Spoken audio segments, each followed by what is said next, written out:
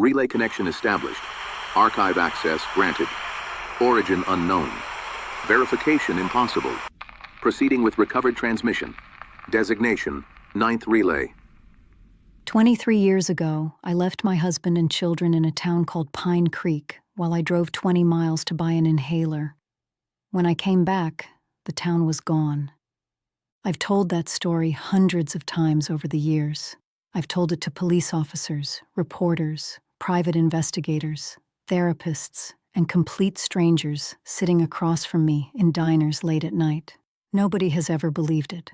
Honestly, if I hadn't lived through it myself, I probably wouldn't believe it either. It happened during a road trip through Arkansas. My husband Mark was driving, our son Tyler was 13, and our daughter Lily was 9. We were halfway to Tennessee when a storm rolled in and forced us onto a detour. Somewhere along that road, we realized Lily's inhaler had been left behind.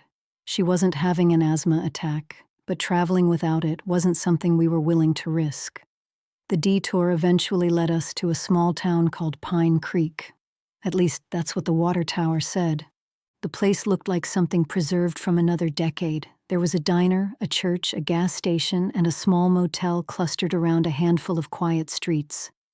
The storm was getting worse, so we decided to spend the night and replace Lily's inhaler in the morning.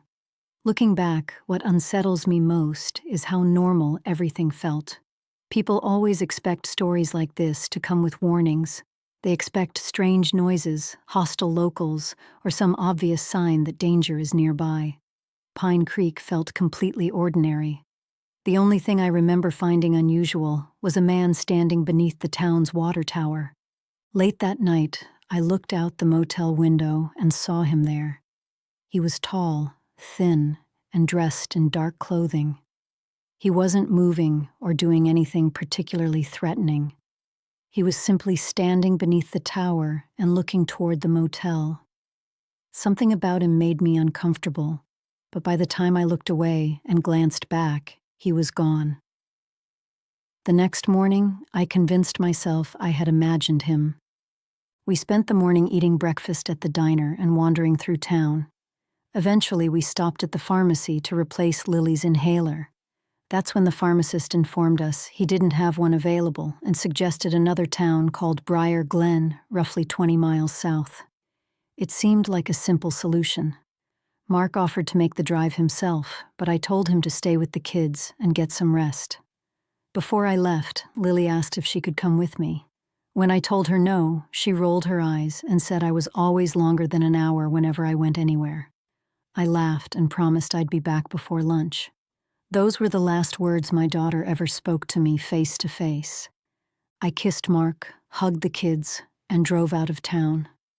About 15 minutes later, my phone regained service.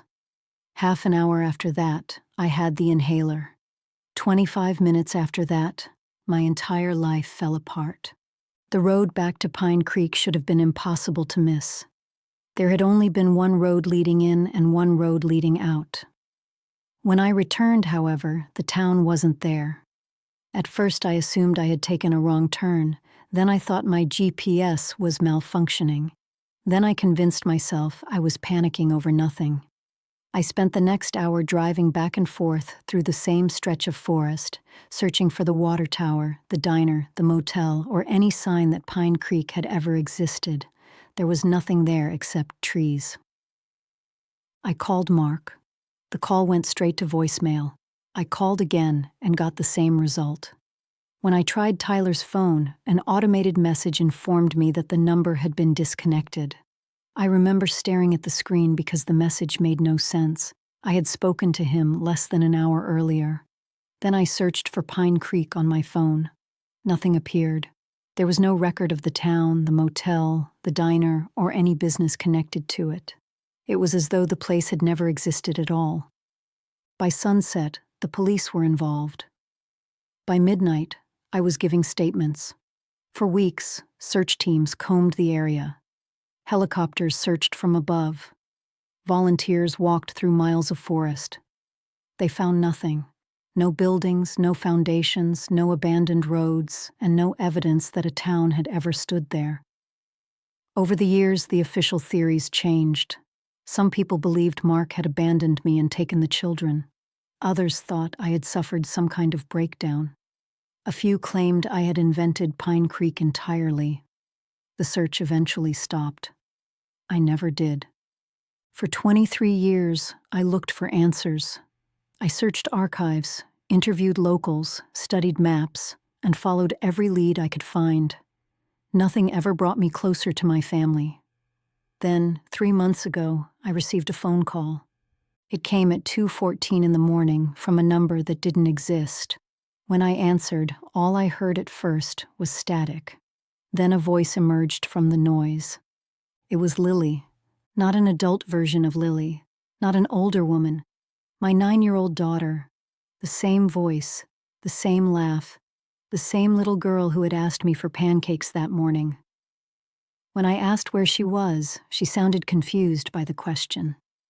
Pine Creek, she said. As far as she was concerned, almost no time had passed. She remembered me leaving for the inhaler. She remembered waiting for me to come back. She remembered the same day. When I asked how old she was, she immediately answered that she was 9 years old.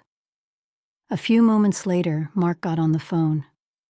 Trying to explain 23 years to someone who believes you've only been gone for a few hours is impossible. Eventually, though, a picture began to emerge. According to them, they had never left Pine Creek. They had tried repeatedly, but every road eventually brought them back to town. The diner was still open. The motel was still operating. The same people still walked the streets. Most disturbing of all, the man beneath the water tower was still there. When I asked Lily about him, she sounded surprised that I even cared. She told me he waved at people sometimes. When I asked whether anyone waved back, she casually informed me that some of them did. For reasons I still can't fully explain, that answer frightened me more than anything else she said. Before the call ended, Mark told me something I've never forgotten. He said he didn't think Pine Creek was lost. He believed they were. A moment later, the static overwhelmed the connection and the line went dead. I never heard from them again. 3 weeks later, a photograph arrived in my mailbox with no return address. The image showed the diner. Mark was standing outside. Tyler was there. Lily was smiling. None of them looked a day older than when I last saw them. Near the edge of the photograph stood the tall man in dark clothing. At first, that was all I noticed. Then I looked closer. Standing beside my family was a woman, an older woman. Gray was beginning to appear in her hair.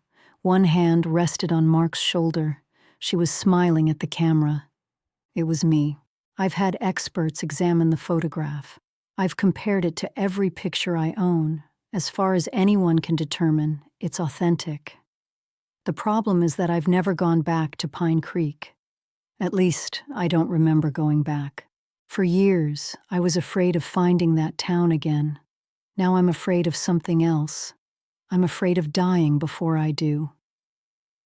Somewhere out there, my husband is still waiting for me to come back with an inhaler. Somewhere out there, my son still thinks his phone battery is dying. Somewhere out there, my daughter is still expecting pancakes. 23 years have passed for me. For them, it might still be the same morning. Maybe Pine Creek isn't lost. Maybe it never was. Maybe we're the ones who lost our way. I don't know whether the woman in that photograph is my future, my past, or something else entirely. What I do know is that if that's really me standing beside my family, then sooner or later I find Pine Creek again. And if I find it again, I don't think I come back. The strange thing is that I'm no longer sure that's enough to stop me.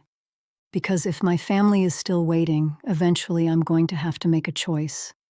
I can spend the rest of my life wondering what happened, or I can follow that road one last time.